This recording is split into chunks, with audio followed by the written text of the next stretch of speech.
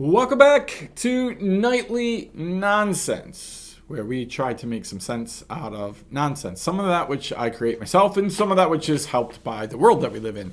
Listen, we've started this little series about waiting and about what happens when we're waiting for what God has for us, but then what happens when we quit waiting, right? That's what I really want to focus on.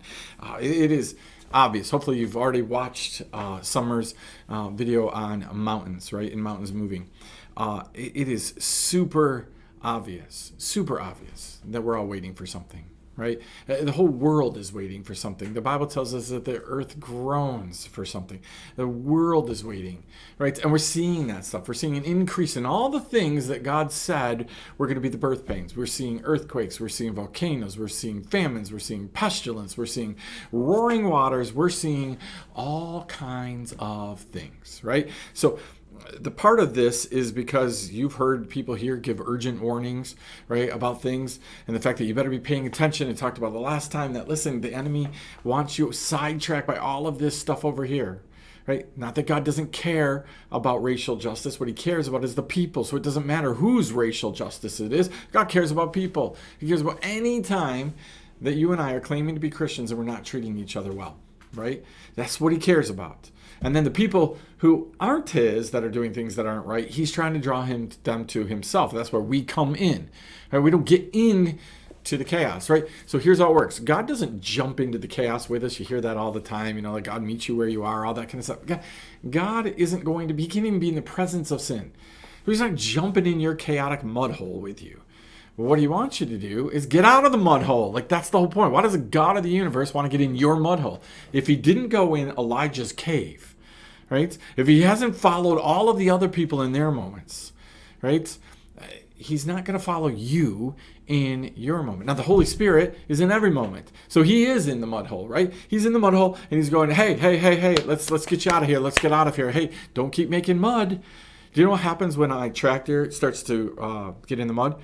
If I don't stop immediately, all of a sudden I just spin my tires and I make more mud and more mud and more mud and more mud and more mud. Then I got to go to my neighbor guy and say, hey, Carl, can you pull me out? And then he comes and laughs at me because if I would have stopped and looked at the problem, I could have probably figured a way out of the problem before I made the mud hole. But I didn't stop. Instead, we just keep going. And then we're like, oh, God, now, can you do it now, right? And fortunately, we have a God who says, yep, I got a great desire to get you out of the mud hole so you can start and keep doing what you're supposed to be doing. Every time my friend Carl pulls me out, he says, okay, Andy, now you can go back to brush hogging. Now you can go back to doing this. Now you can go back to doing that. And now you can be doing what you're supposed to be doing, but you got stuck. You got stuck in a mud hole. Sometimes that's what it feels like. I don't know where you are right now, but that's exactly how I feel. Right? Like we're in just one big mud hole. Right? Everything that is around us, everything people try to do just creates more and more mud.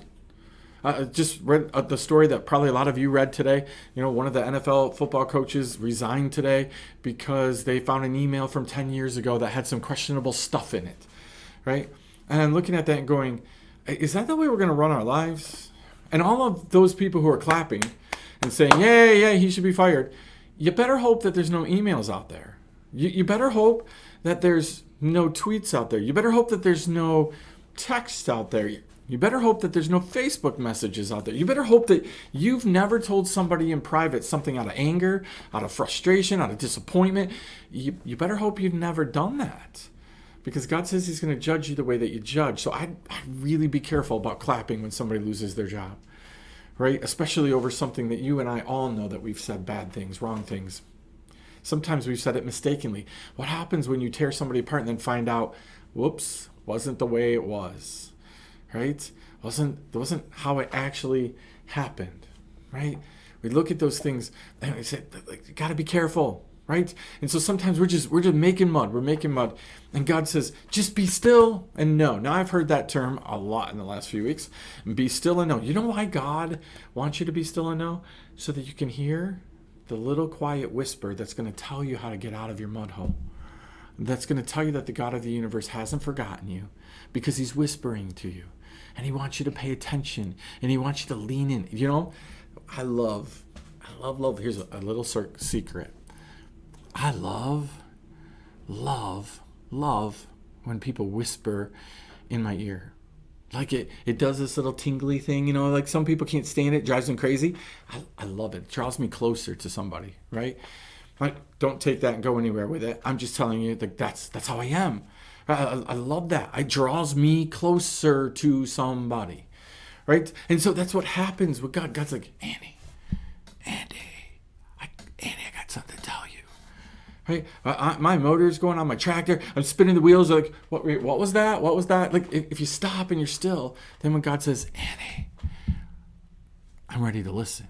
Let me give you a couple examples today. I want to give you a couple more over the course of the next couple times, right? I want to take you to the story of Noah, right?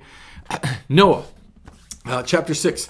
We talk about the first part of chapter 6 all the time, talk about how, oh man, the world was really, really, really bad. And you can have your opinion of that. You can have why you think it was bad. You can have what you think was going on. But what God says plainly is the wickedness had filled the whole earth. And every person on the planet was filled with nothing but wickedness.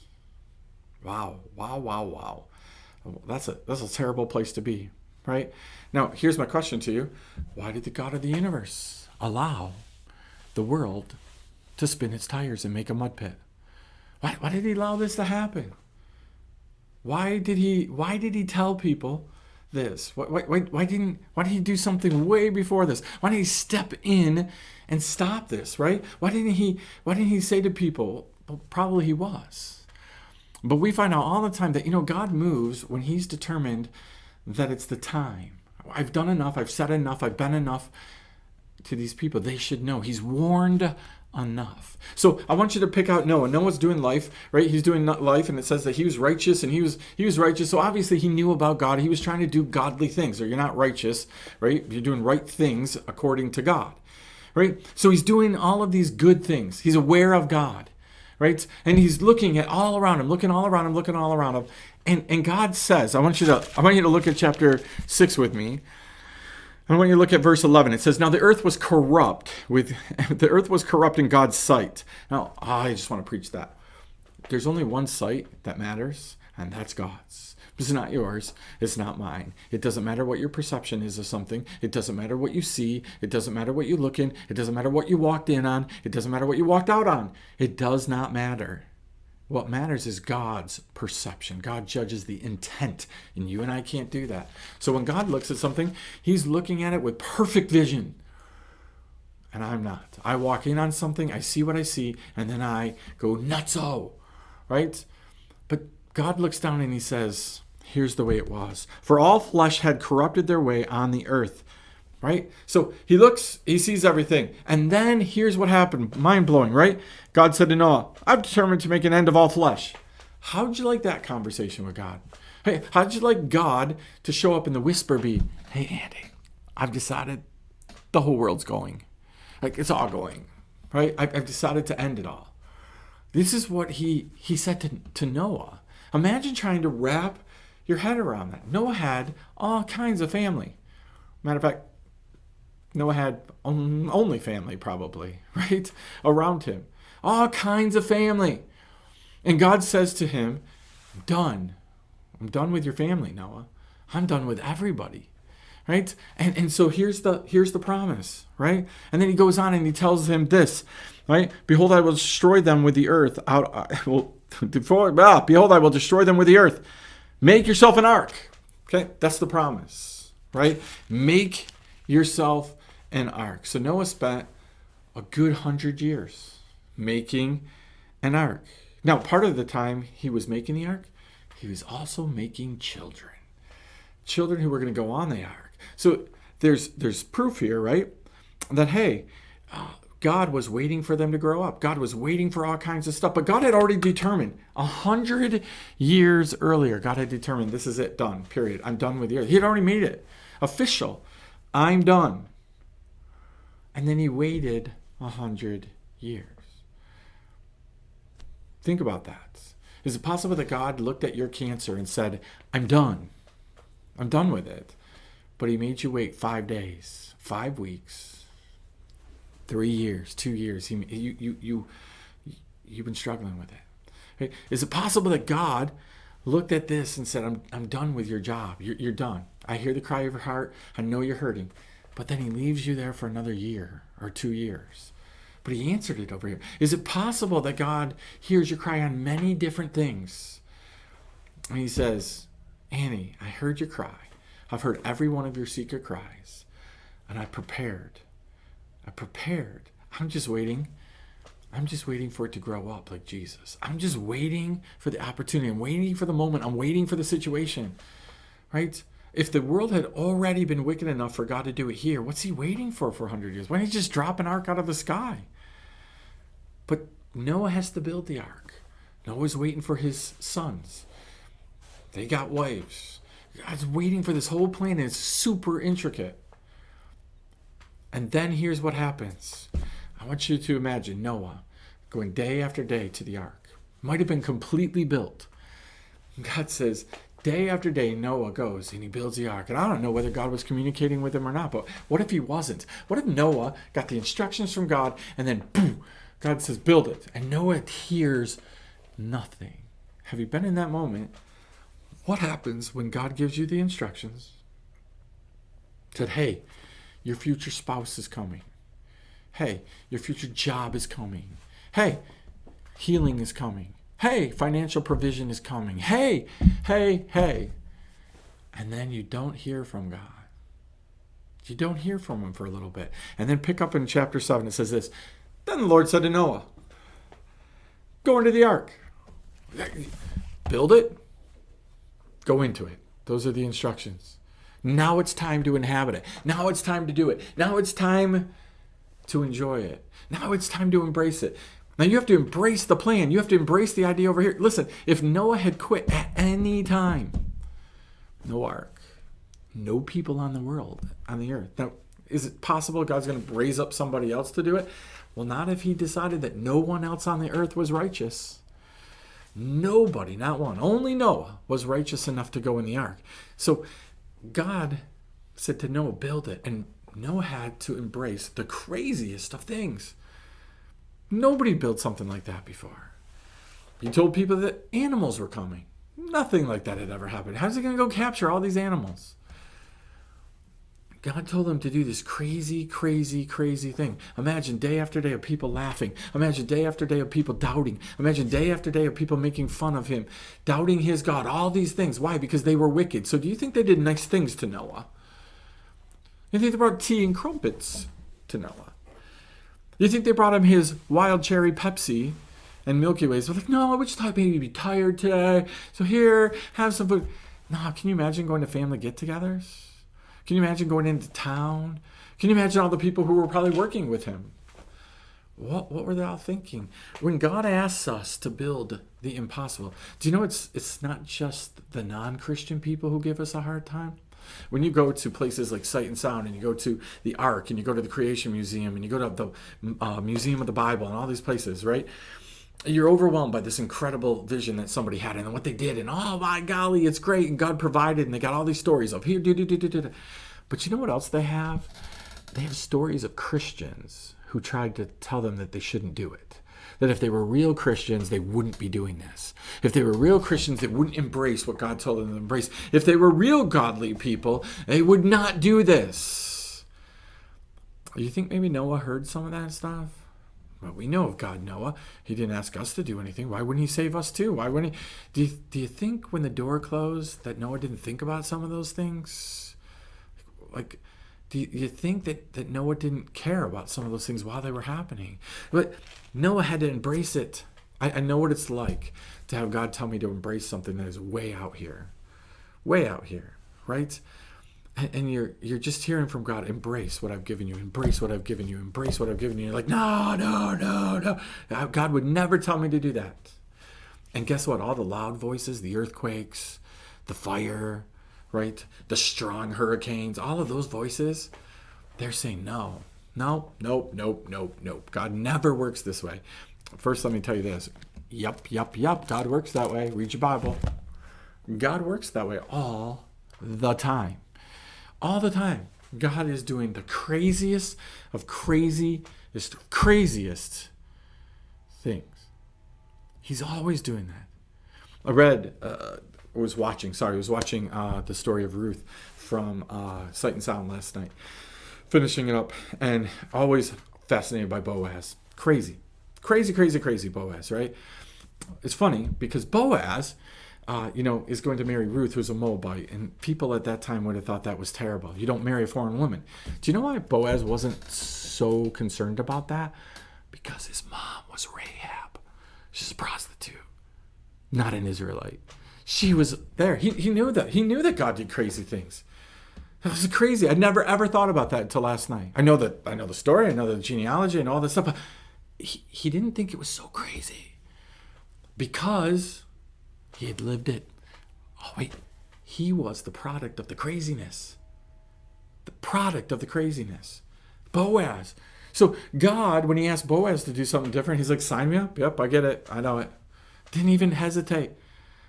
Didn't hesitate. Like, we want it to be this great love story. And it probably was. Man, Ruth's beautiful. And he saw her. And she was young. Like, really young. And he was old.